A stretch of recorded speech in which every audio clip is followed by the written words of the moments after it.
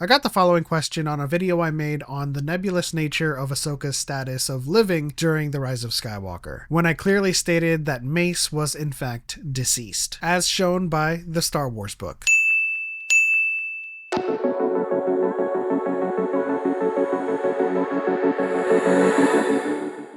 What are your opinions if they did bring Mace back in some form? Very, very strong opinions. Now, do I want another Mace Windu story? Yes, absolutely. I'd want them to tell the story of him and his master Kislan Mir, and how she was able to tame his fury and inner darkness, how she enabled Mace Windu to grow into the Jedi Master that innovated VOPAD, how he learned to channel that aggression and fury into the lightsaber form that stayed in line with the tenets of the Jedi Code and served the light. Just so we're clear, because I have to say this almost as much as I have to say that Grey Jedi don't exist. Mace Windu did not use the dark side. I know you'll find several YouTube videos out there, but none of them ever cite the source. On top of not citing sources, they just get it wrong. VOPAD was a style that tamed his inner darkness and his opponent's darkness into a style that tempered his lightsaber skills. From the canon sourcebook Knights of Fate, Jedi who practiced Juyo were careful to balance inner darkness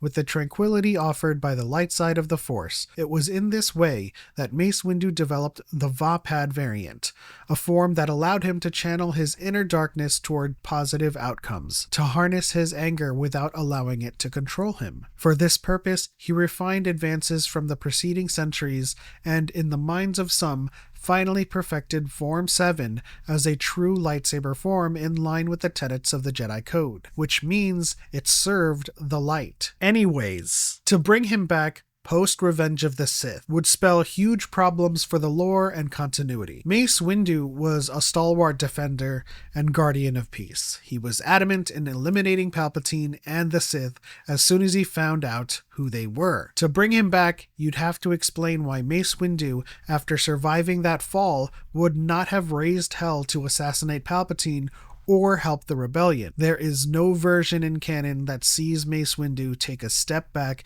and choose exile like Yoda. And quite frankly, in my own personal opinion, there is no explanation that would satisfy me. Mace Windu stands on business. And while Yoda was wizened and sage enough to go into exile to atone for his mistakes during the Clone Wars, Mace Windu was principled enough to pursue justice at all costs. Which is why I would rather bring Mace Windu back to explore his younger years with his master, exploring how he developed VOPAD. In any narrative, you want to try to reduce the friction for the audience as much as possible, and there is too much friction with Mace being alive and just hiding in the shadows throughout the entire galactic civil war, and even more so, hiding in the shadows during the rise of the First Order. Him not being around for the entire saga post Revenge of the Sith is a daunting explanation to undertake, and almost too much work to be worth it. There's too much material in which justice is to be had, and he's nowhere to be seen. So yes, bring him back. Let me see his training days. Let me see him develop VOPAD. But other than that,